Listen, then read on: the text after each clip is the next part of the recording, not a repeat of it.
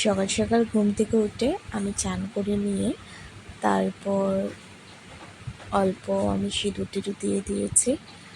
যেহেতু আমি চলে যাব কালকে, তো ভাবলাম আজকে একটু তোমাদের সাথে আমি অল্প কাপড় বাড়িতে যারা যারা আছে সবাইকে অল্প দেখাবো। তো আমার কুচ্চি মনে হয় এখানে ঘুমিয়ে আছে। দুপুরবেলা যেহেতু তেল টেল মালিশ দিয়ে স্নান করেছে, ওইদিকে চিকেন আমার ভাই নিয়ে আসলো, লাল লাল মুরগির ঝোল, ওর জন্য লোকাল মুরগির ঝোল বানাবো।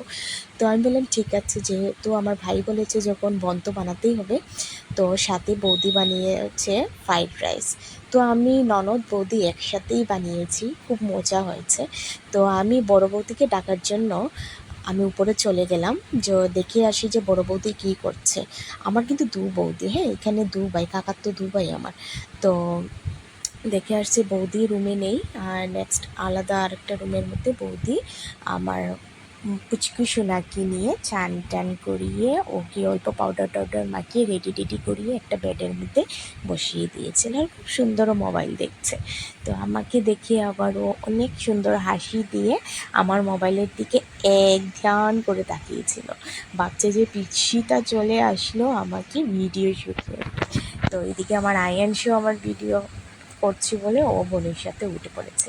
তারপর আমি বৌদিকে বললাম তুমি তাড়াতাড়ি নিচে চলে আসো, যেহেতু রান্না করো একসাথে গল্প টল্প করো। তো আমি অল্প উপরে চলে গেলাম। আমার মেজো কাকুমণি ঠাকুরঘরটা তোমাদেরকে দেখাচ্ছি, খুব সুন্দর ঠাকুরঘর। আর আমার মেজো কাকুমণি কিন্তু পার্লার নিজের আছে, উনি পার্লার মানে সব কিছু শেখায়। তো ওনার পার্লারটা কি সুন্দর সাজানো গুছানো করে রাখা। তো আমি পার্লারটা দেখিয়ে দিলাম তোমাদেরকে। তারপর আমি চলে আসলাম আমার আরেকটা ছোট্ট পুচকি সোনার রুমে। তো পুচকি সোনার রুমের পুতুলগুলো দেখে আমি পুরো মানে উফ, নিজের ছোটোবেলার কথা মনে পড়ে গেছে। সত্যি মেয়েরা থাকলে না বাড়িতে ঘর গুছানো অনেক সুন্দর হয়। তারপর আমি নিচে চলে আসি, আমার বৌদি চলে আসলে যে চলো রান্না করার আগে যেহেতু এত গরম পড়েছে এক গ্লাস শরবত খেয়ে নিই। তো আমার বৌদি নিয়ে আসলো আমাদের জন্য শরবত। আর উনি হলেন গিয়ে আমার ছোট্ট বৌদি। তো আমি আমার ভাই একসাথে শরবত খেয়ে তারপর আমার ঠাম্মিকে দিতে গেছে ছোট বৌদি। তারপর আমি চলে আসলাম কিচেন রুমে, সেই লাল লাল মুরগি ঝোলের রেসিপি রেডি করছি।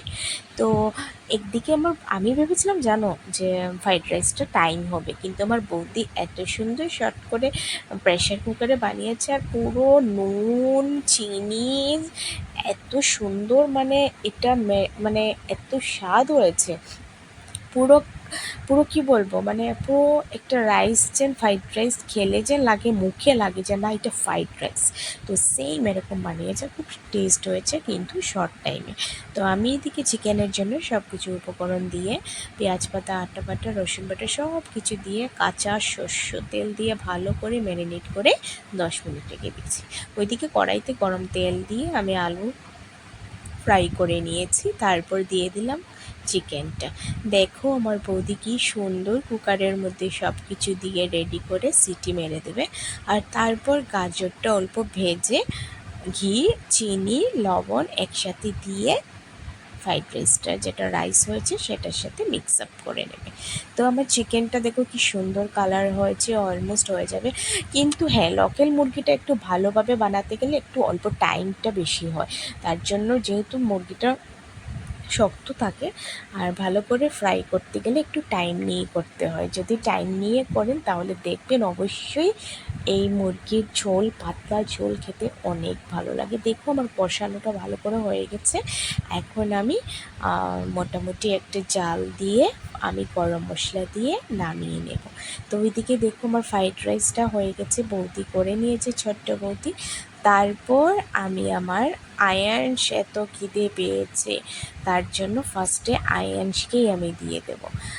আর সবচেয়ে বড় দুঃখের কথা, যেহেতু আমি কালকে চলে যাব আবার, তো সবাইকে ছেড়ে যাব। ওই দুদিনটা যে সময় দিয়েছি ওদের সাথে 3.5 বছর পর এসে অনেক মজা হয়েছে ঠাম্মার সাথে, বৌদি ওদের সাথে, মেজো কাকিমুনির সাথে, আমার ভাইজি ওদের সাথে। সত্যি এখন আবার সে পুরনো লাইফস্টাইলে চলে যেতে হবে। এই 2-3 দিন থেকে অনেক মজা করেছি, মিস করব সবাইকে, কিন্তু আবারও আসবো। ওরা কিন্তু থেকেছে, যে বলছে সূর্যা তুই থেকে যা, কিন্তু ওই যে সব কিছু তো হয় না পসিবল। তো ছেলের ভ্যাকেশনও খুলে যাবে, তার জন্য ভাবছি না একটু মার বাসাতেও যাব। মার বাসাতে গিয়ে 2-3 দিন থেকে আবার বাড়িতে চলে যাব। তো আমার কীরকম হয়েছে রেসিপিটা তোমরা বলবে। আর প্লিজ তোমরা সাপোর্ট করো। আমার রিচ এঙ্গেজমেন্ট সব কিছু কমে গেছে, হয়তো টাইম দিতে পারিনি বলে, কিন্তু নিউ ভিডিও আবার নিয়ে চলে আসবো। Thank you for